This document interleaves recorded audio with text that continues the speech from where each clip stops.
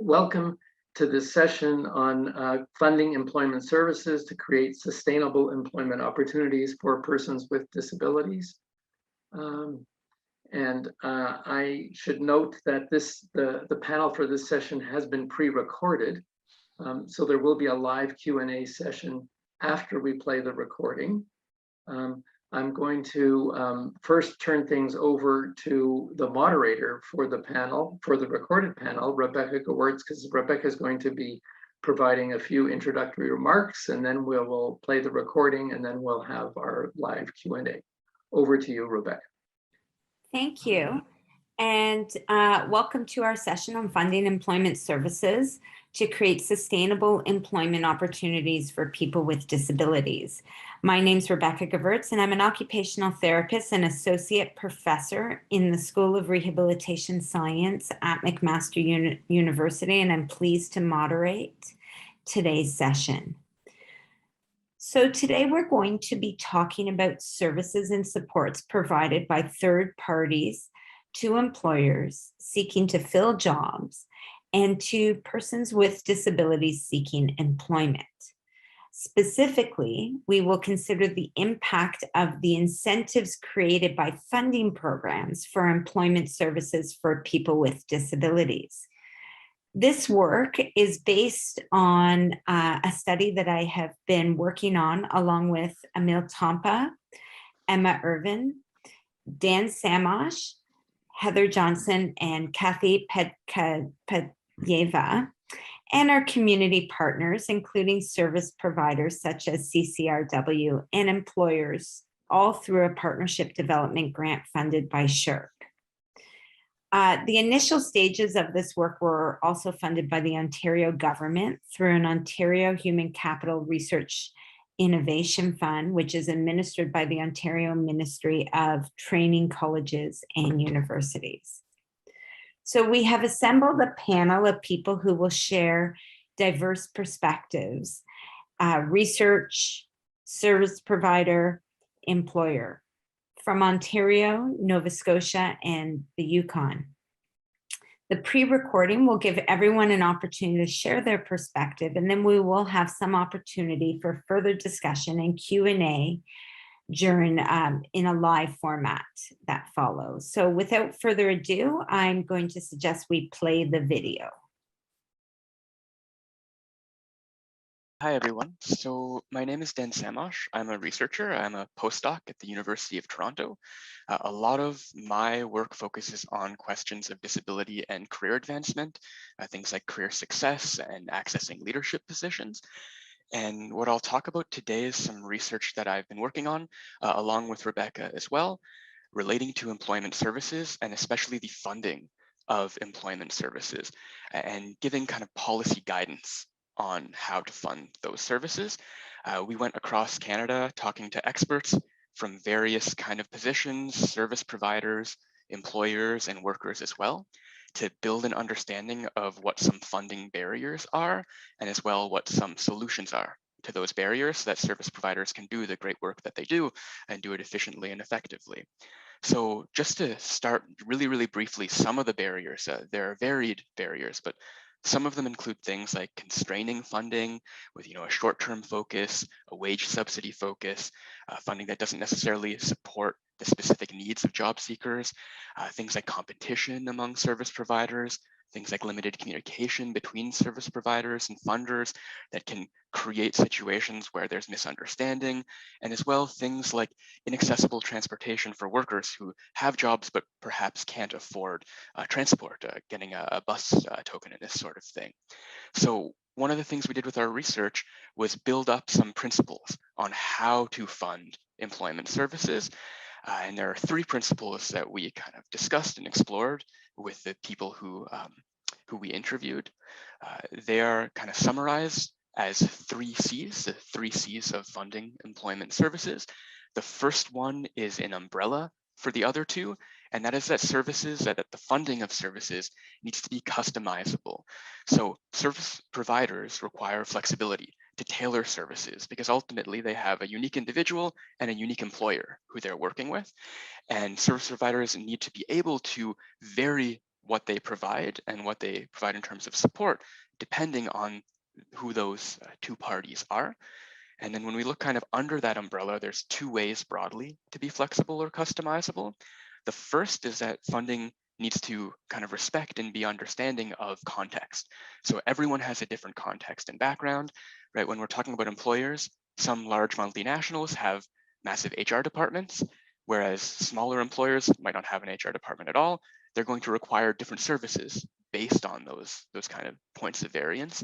And as well, an individual who perhaps like has a master's degree in computing science and job experience versus someone who has just come out of high school and is looking for their first job are going to also have different needs. So their context and background is really important when we think about how to fund service providers.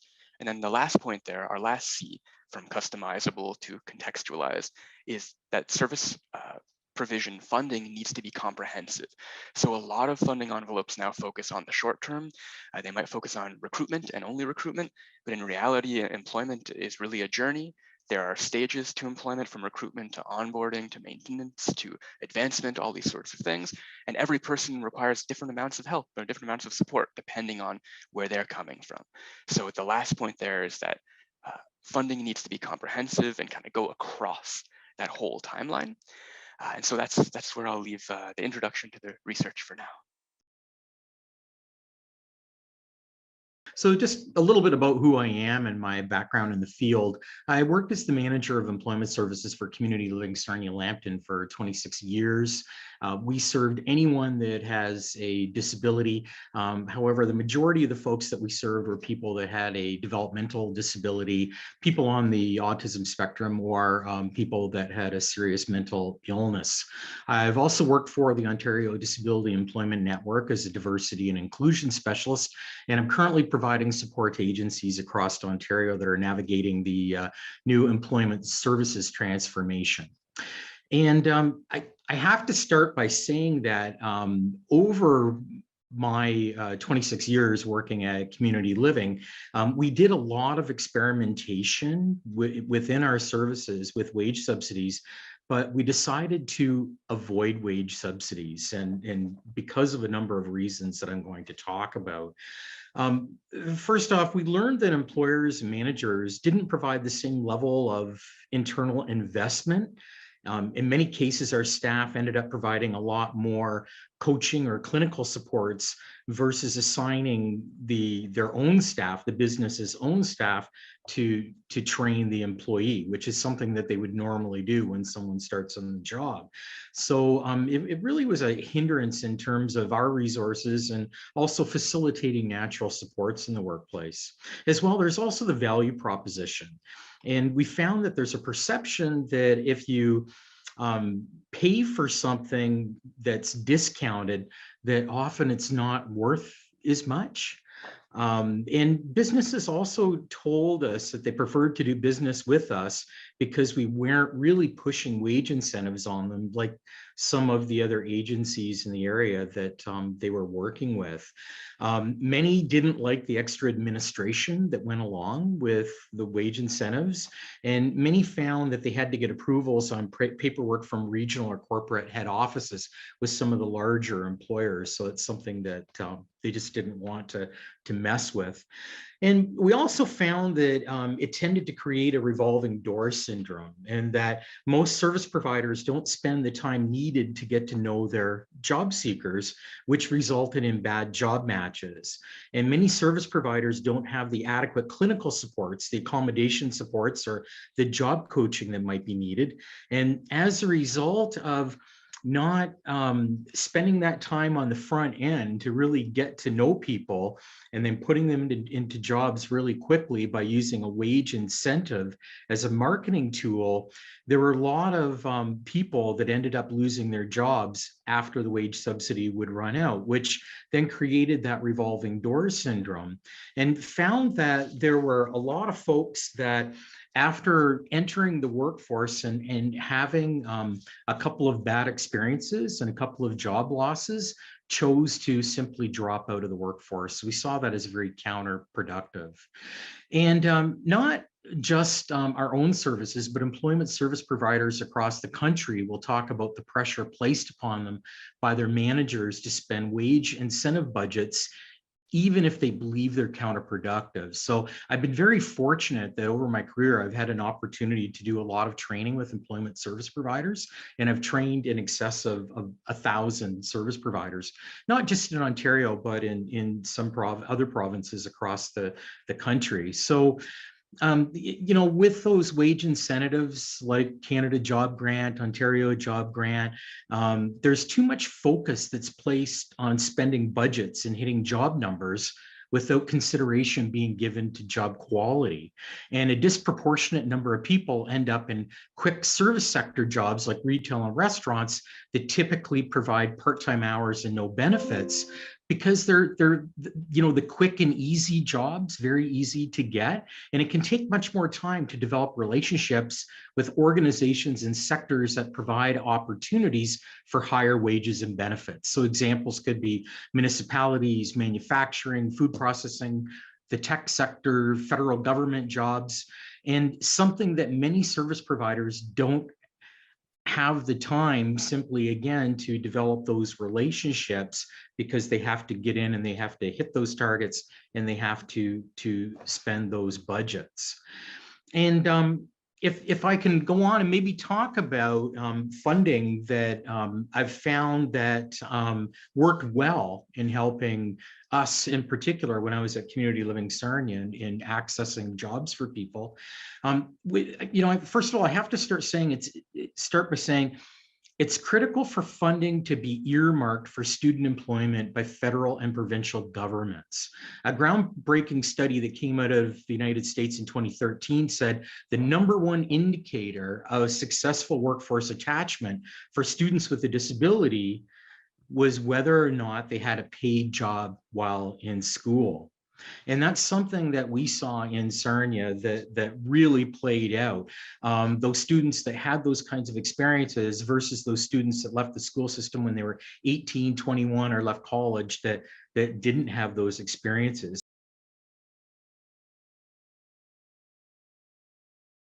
Thanks for having me here. My name is Jillian Hardy. I'm the Executive Director for Challenge Disability Resource Group in Whitehorse, Yukon. We have been offering services here in the Yukon for over 46 years. So we've been around a long time. And during this time, we've adjusted ourselves and changed to the changing climate. We've changed our name several times. I won't repeat what our first name was because it was very inappropriate, but it was appropriate to the time in 1973. So we provide a milieu of services, everything from employment and employment training to residential services. So I'll just focus on the employment training services right now. We have the Employability Skills Program, which is a 12-week program that offers essential skills for employment. So these are, how do you get along in a workplace? How do you manage your time? How do you manage your budget? What does your paycheck mean? What are these deductions? And some of it's skills training as well. So we offer first aid courses, WMIS, food safe, whatever it is that the individual is going to need to build their skill set to pursue their employment goals. So every employment goal is individualized. Then they also have the opportunity to go into work placements and experiment with jobs. So many of the people that we're serving have come to us and we ask them, what do you want to do? What's your dream job? And we'll often get washing dishes because that's what they've done before. That's what they know. So we'll explore with them, what is your dream job? If you could do anything in the world, what would it be? And then we kind of work backwards from there and find the job that was really, kind of more along their goals, their career goals, because the world is their oyster right now. There are so many jobs out there and not enough people to fill them. So this is the ultimate time to really work with employers to see the value in hiring persons with disabilities. And we really serve people with a milieu of disabilities. I mean, everything from developmental, cognitive, brain injury, mental illness, undefined barriers. People are really good at getting jobs, but have a really difficult time holding them, but they don't know why. So this is what we use this employability skills program for, is helping them find out that why. What's going on that's causing you to lose that job? And what do you need to do? I mean, sometimes it's just asking for a vacation, and they're not recognizing that that's what they need is time off, and it's okay to ask for that. So it's really kind of working with each individual. Our other employment program is the Yukon Employment Services, and this is a relatively new form of our employment service program. Again, it's person-centered, but we're offering this throughout the territory versus just Whitehorse. And individuals come in, and we start with goal setting, and really look at what are their skill sets, what have they done in the past, where are their strengths, where are their areas of needs. An employment program. We also work with employers to gain their skill capacity. And this is kind of where incentives can be helpful. They can be helpful in getting people through the door, because many employers, they have a vision of what a person with disability is and how they're not going to be able to work with a person with a barrier or a disability. And so the incentives sometimes just help the person get through the door. We've actually realized employees, participants who've gone through our programs, going into a trade, starting their apprenticeship programs, because we were able to get them through the door of a construction firm, of an electrical firm, of a plumbing firm. And the employer recognized that disabilities look different on everybody, and they're not one size fits all. So with an incentive, we got them through the door. They got to see the individual and the skills and the strengths that they had. And we were able to teach the employer how to modify a job site to work for them. So often too, these modifications were used for the rest of their employees. Something as simple as a map of the site. We still have Home Hardware calling us for maps of their site that we've produced for them 12 years ago. They're calling us for maps of their site. And so of course we're going to offer that back to them and continue to engage with them as an employer. So that's been really helpful to have a wage subsidy to get individuals through the door and break down that barrier. The other place that it's been very successful is people who have mental illness, and part of their recovery plan is that psychosocial engagement, getting them back into the workforce. And that can be a very large struggle for a person who's recovering from their mental illness. And what we have found successful there is offering them a wage subsidy, the employer wage subsidy, because some days they may be able to attend work, some days they can't. Their productivity may be lower as they're learning. Their learning time may take longer. Once they begin to stabilize, then the wage subsidy stops. It recedes. And so we kind of back out slowly with the wage subsidy. So it may start out as a full subsidy, and then as the individual stabilizes and becomes stronger, then we start to kind of back off that subsidy.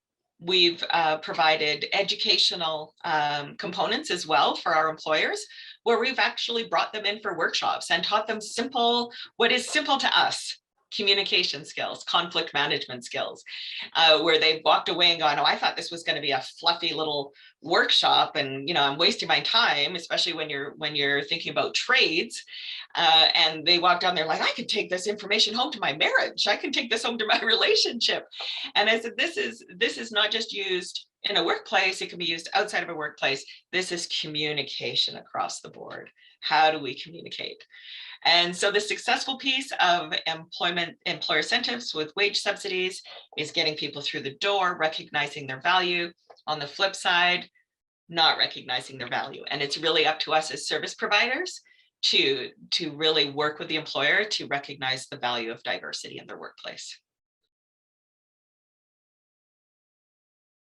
My name is Lexi White. I own a company called On Cue Animal Training. We are an animal training school. We primarily focus with dogs, mostly dogs with aggression, but we also do dogs with anxiety disorders and other things like that, puppy classes, basic obedience classes, things like that. Currently, all of my employees have disabilities, including myself. I have ASD, autism spectrum disorder, and an autoimmune disease. And my other employees all have either mental health illnesses or developmental disabilities.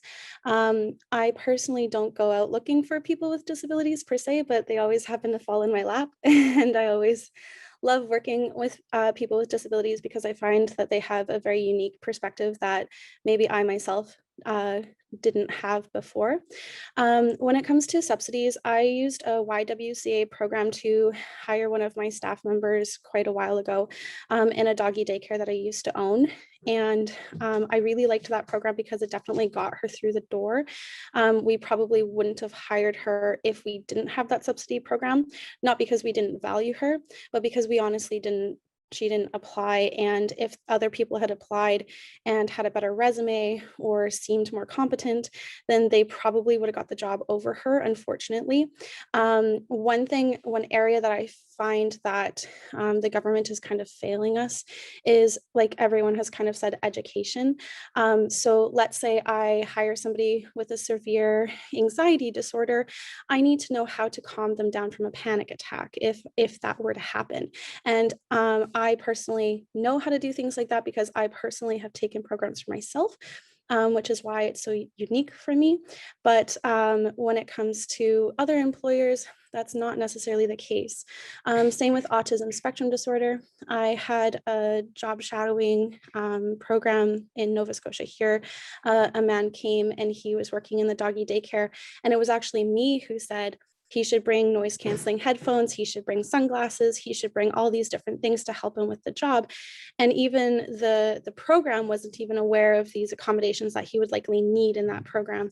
So I find that the biggest thing for me is if we had programs where if someone with a disability was being hired and we could be educated in their disability so that we could understand them and accept them and aid them further, I think that would be more beneficial than just a subsidy program.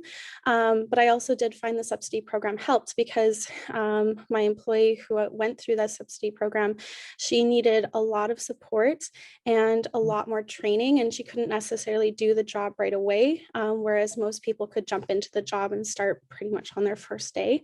So the subsidy program helped there because I felt like, because she wasn't necessarily working, but she also wasn't getting paid by me as much.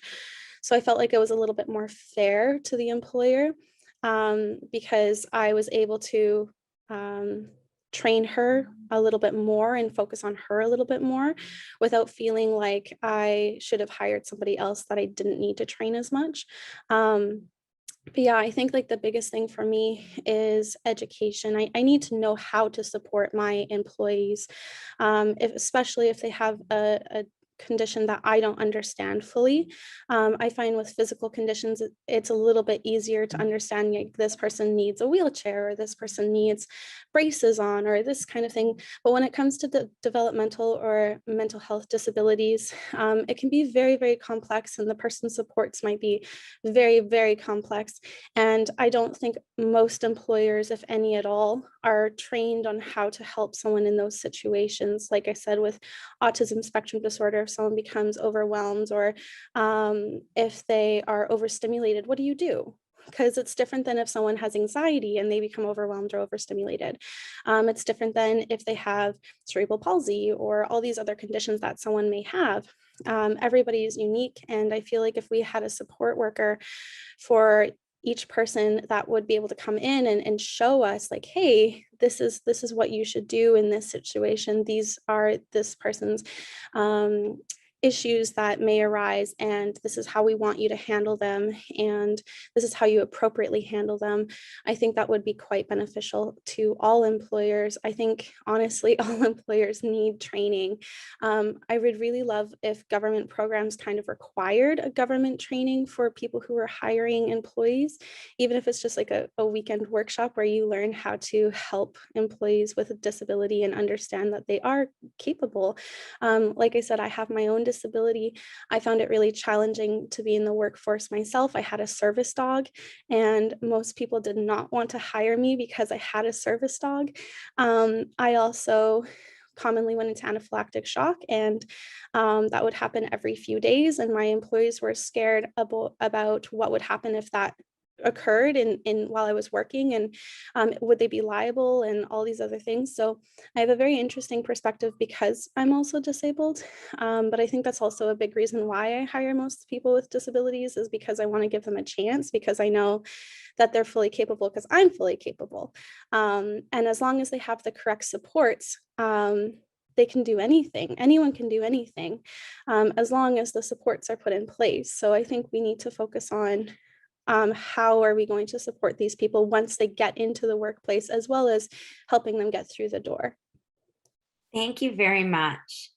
So I'm actually going to suggest that everybody perhaps unmute.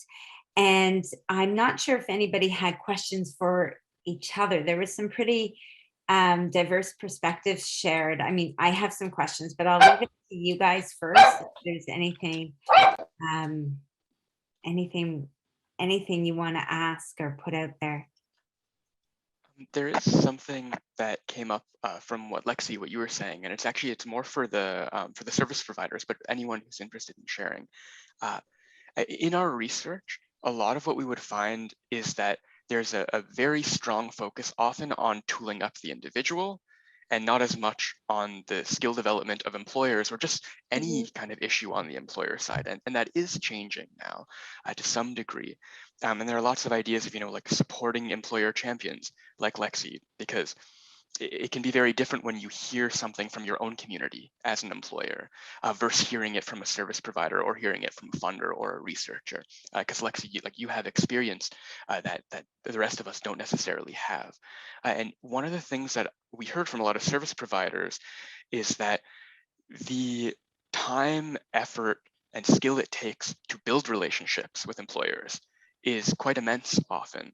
And it's not necessarily something that is funded. It's something that is just expected to have happen. So I wonder, from those with service provision experience, your experiences with building those relationships with employers, some like understanding of how that works for you, where it goes well, where it doesn't, this kind of thing. Yeah, I can jump in, and a couple of things that you touched on there, Dan.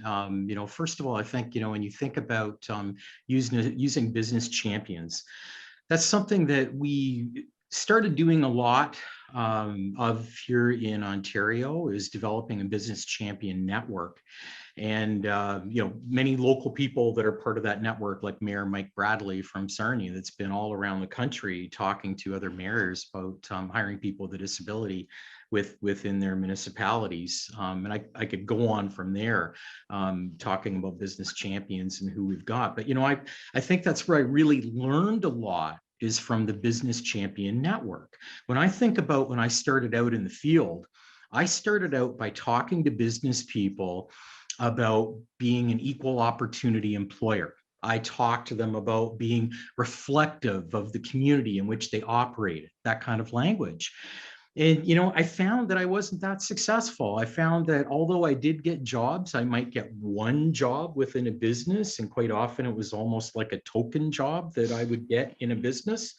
And then really our business champions taught me that what we needed to do is really to focus on the business case, and the business case being think about what drives business. And we think about what drives business. It's not because they necessarily want to look good, but more so because they're there to make money. And so that's when we started looking at a lot of the data and the studies that were out there that had been done by DuPont and Accenture and, some other organizations that talked about statistically people with a disability staying on the job longer than people that don't have a disability, or being more loyal, or in those workplaces where they hire people with a disability, that morale would go up. People that have a disability statistically working more safely than people that don't identify with a disability. The Accenture report talked about companies that were in a particular sector, that if they hired people with a disability, that on average, they were 33% more productive than their counterparts that didn't. So what we learned from them is not to talk to them as much about being an equal opportunity employer and that sort of thing, but really focusing on the business advantages. And the other thing I learned as well is by including local business champions, that really helped us to get in the door. I would go to Chamber of Commerce events, different business events, HRPA events, and stand up in the front of the room and talk about why their businesses should be hiring people with a disability.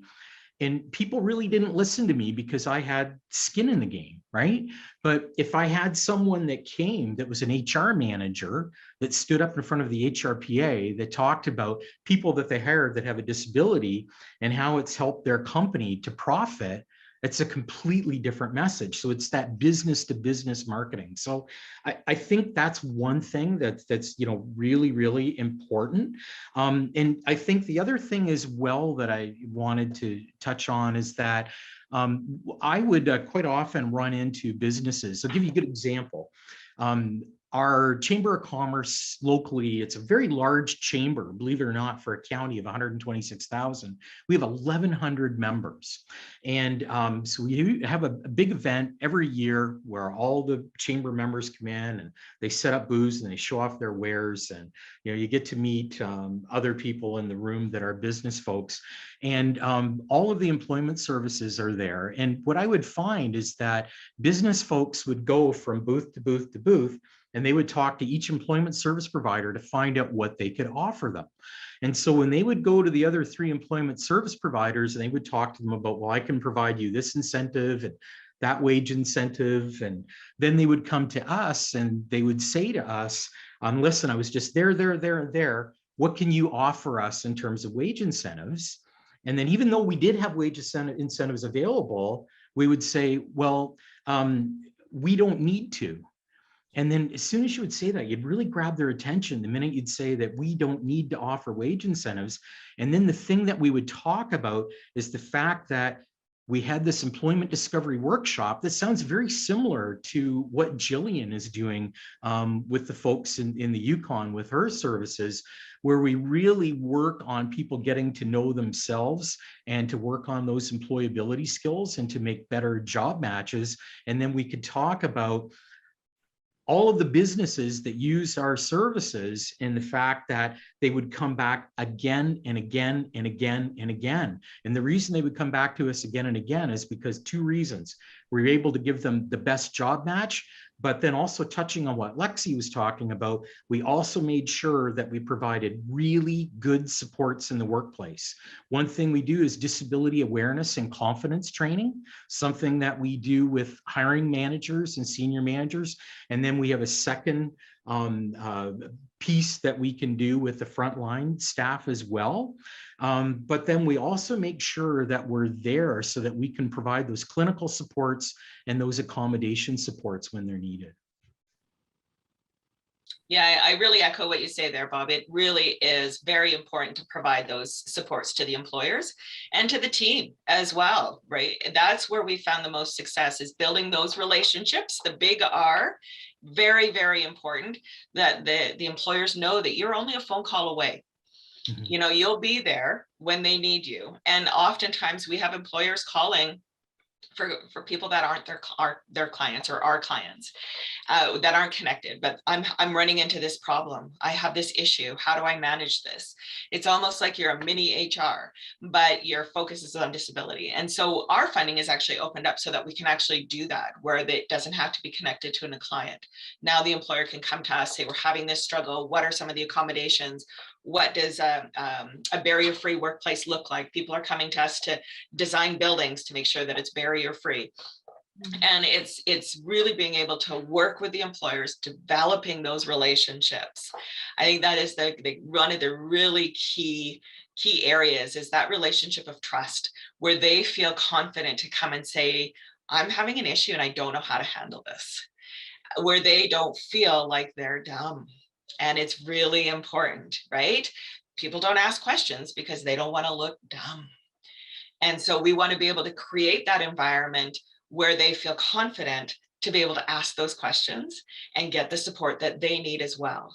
You know, we're always asking persons with disabilities, just ask the question, ask for the support, but we're not offering that to employers. And we need to. This is our world. It's not their world. They don't understand it.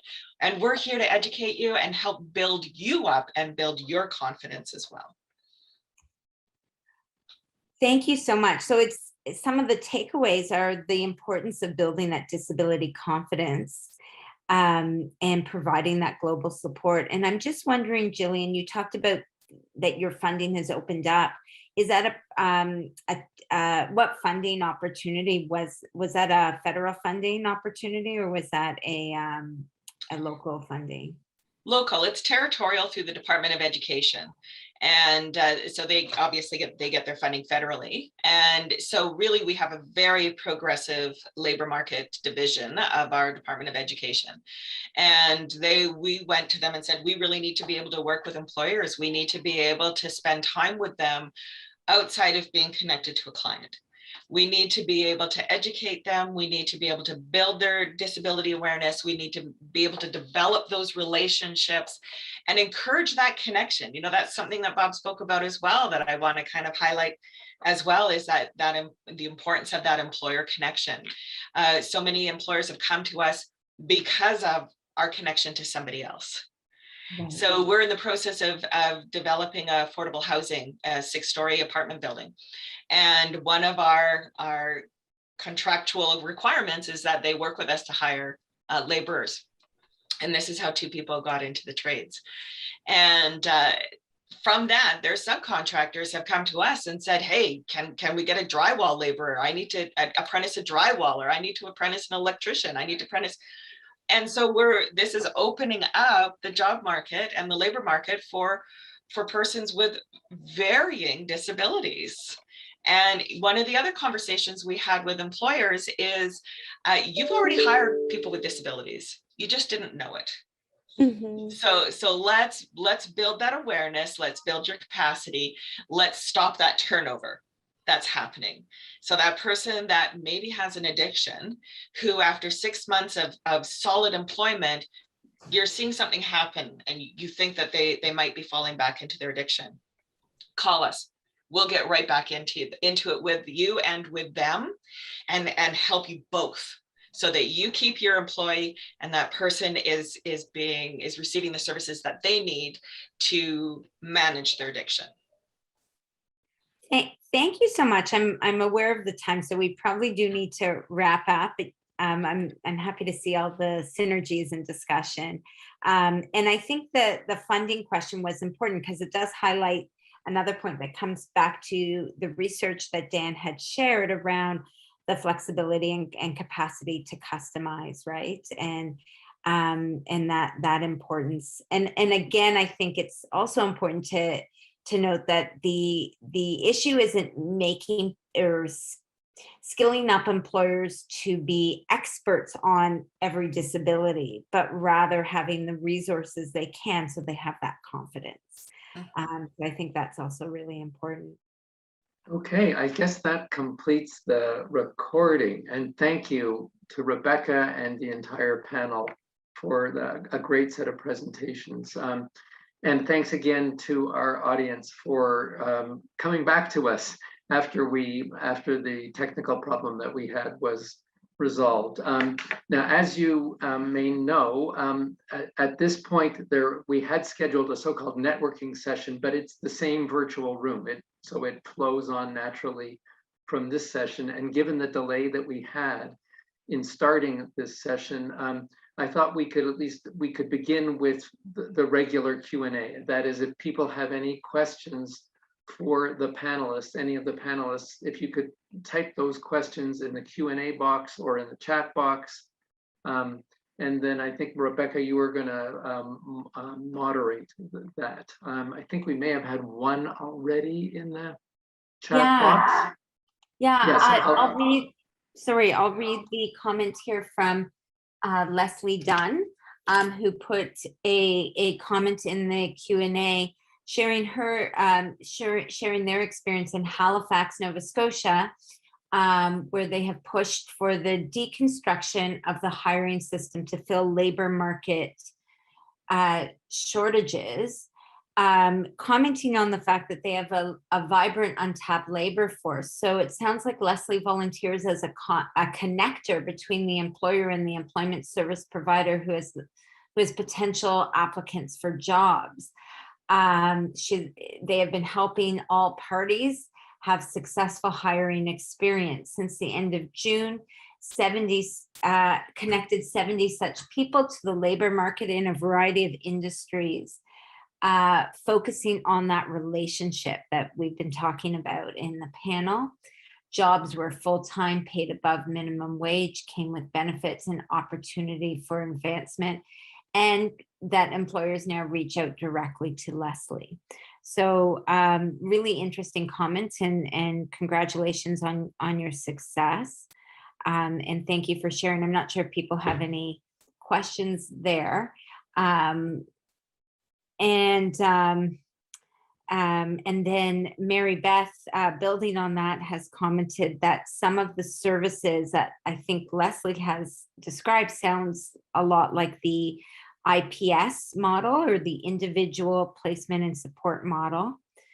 And Mary Beth asks if anybody is employing this evidence-based program.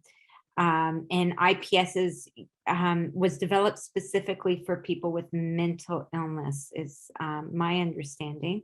So I'm just wondering if any of the panelists might comment on IPS.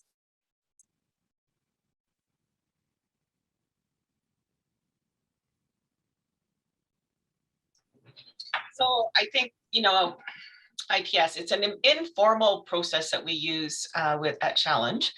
So everything is very person-centered.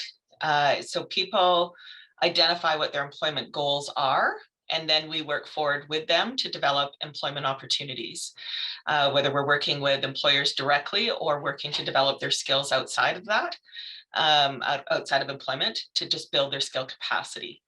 But in today's labor market, it is not about just putting people into jobs just to get them working. It's about really putting people where their skills are, where their interests are, because that's where we all excel. We don't want to be sat in a job that we're not interested in.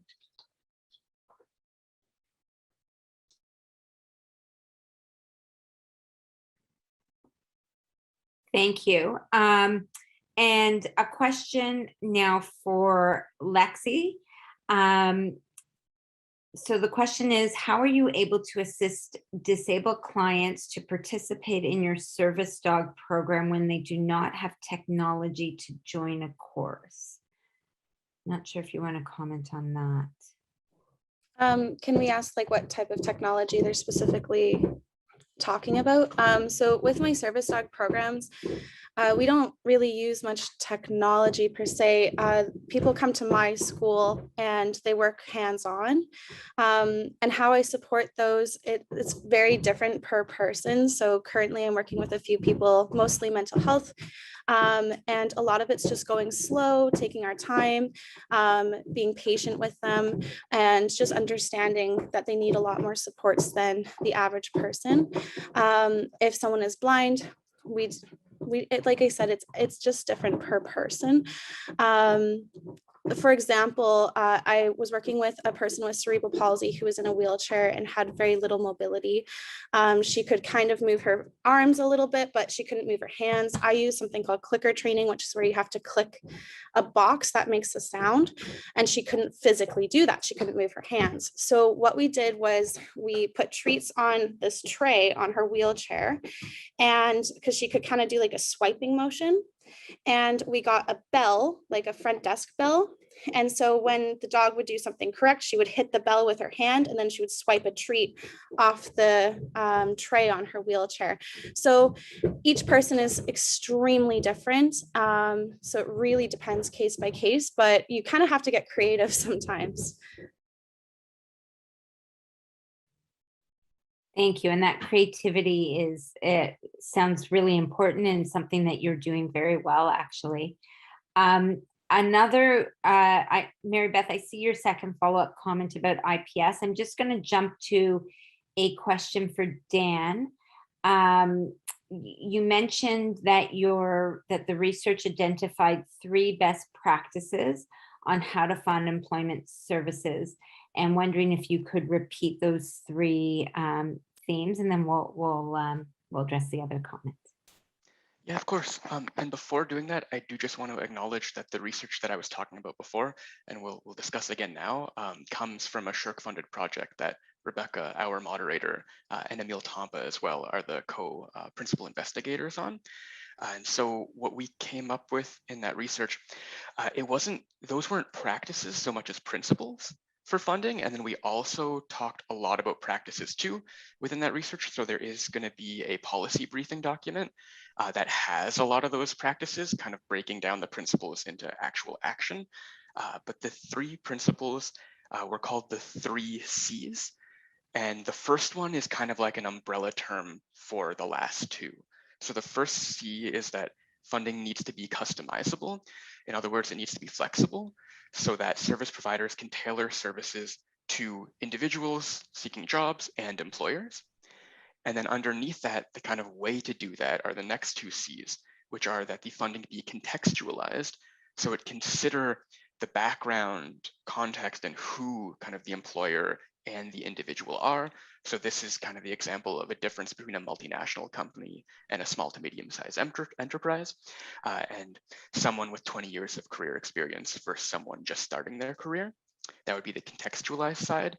And then the last part is that the funding needs to be comprehensive. So often you might see funding envelopes that focus on just one part of the kind of career experience, often things like hiring and recruiting. But in reality, an individual, depending on their needs, may require just a little bit of help beyond that or a lot beyond that. And to make sure that funding is flexible enough to consider that comprehensive journey going from employment discovery, which Bob talks about, and then from there to recruitment, hiring, onboarding, all the way to career advancement, kind of exploring that full aspect of a career as well. Great, thank you.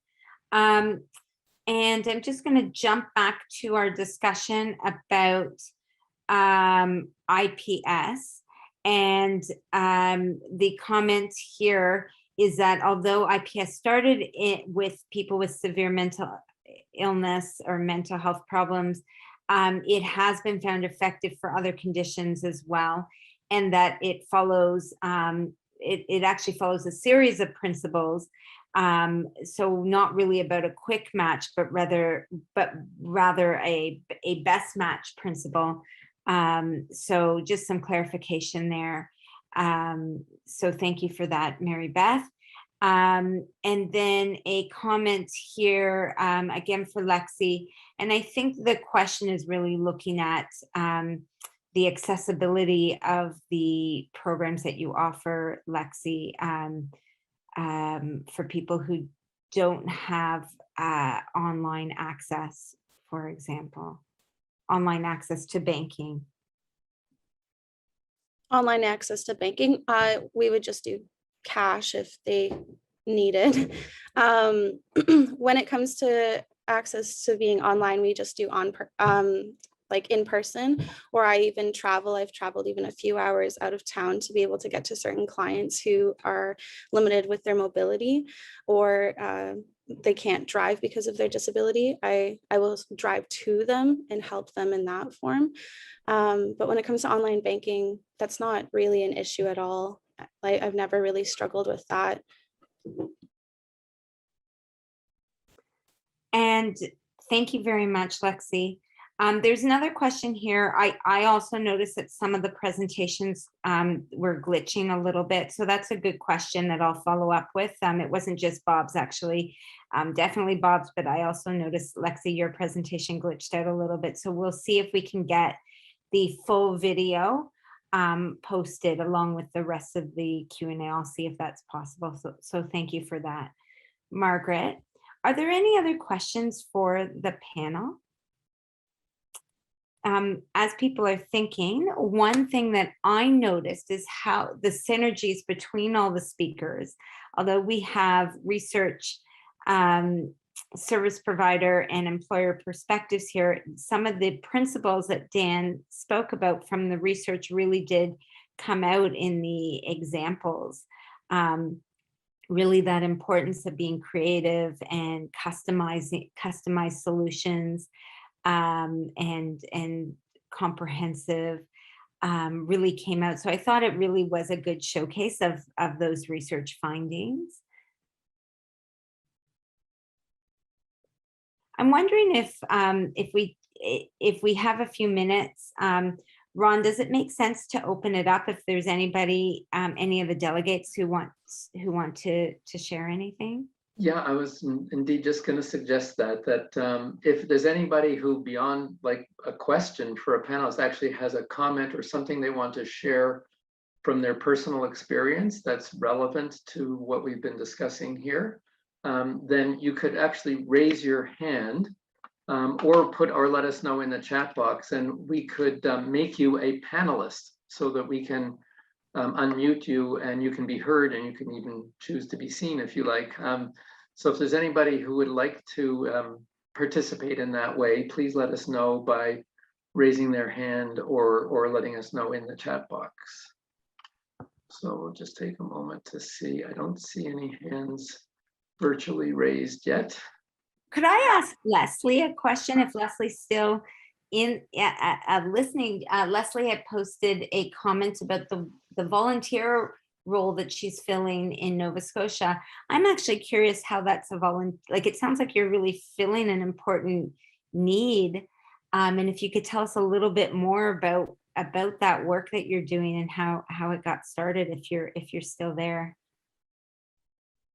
and want to speak in this way. Don't mean to put you on the spot.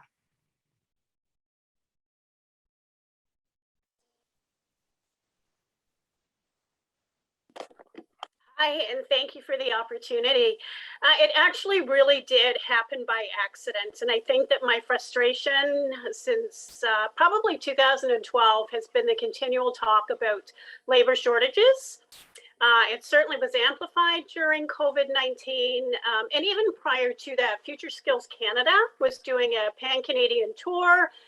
I attended their meetings here in Halifax. And again, the group of participants that were there were talking about labor shortages. And I said, there are no labor shortages. There is an untapped labor force. And what we need to do is think differently about the hiring ecosystem and move forward from there. So during COVID and still even today. So Bob, you'll be glad to hear I'm a Chamber of Commerce ambassador, have been for 15 years, and a member of the Chamber for over 20 years. And one of the things that we did in Nova Scotia was we formed the Nova Scotia Business, Labor, and Economic Coalition. So we, at the start of the pandemic, it was, we met 5 days a week.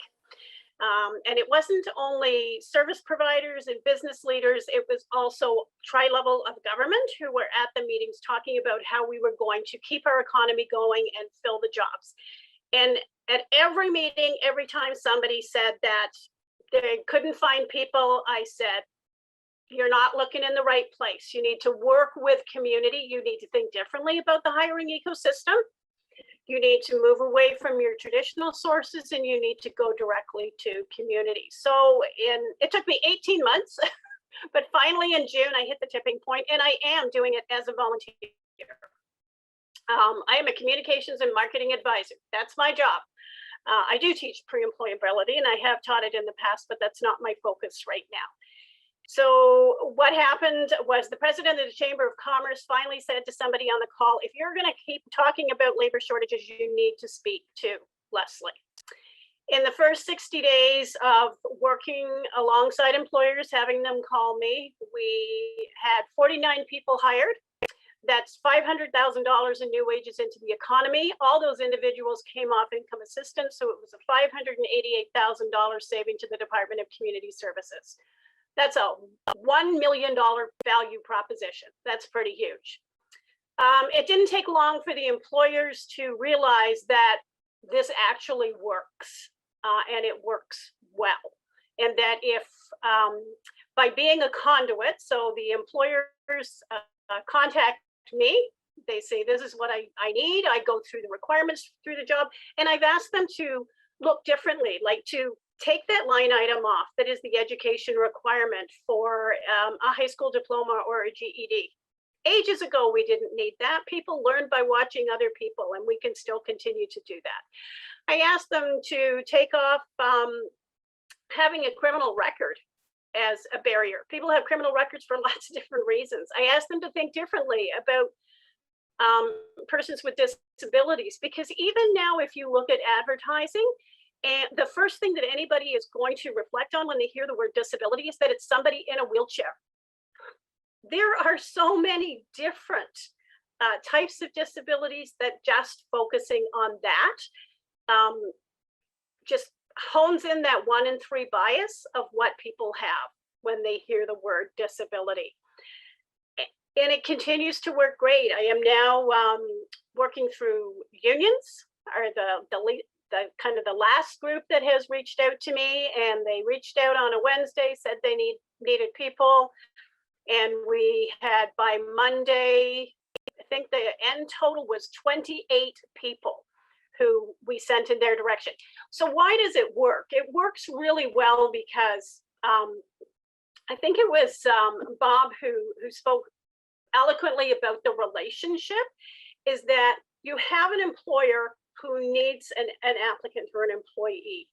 But as we're revamping or emerging from COVID-19, they are running 1,000 miles an hour.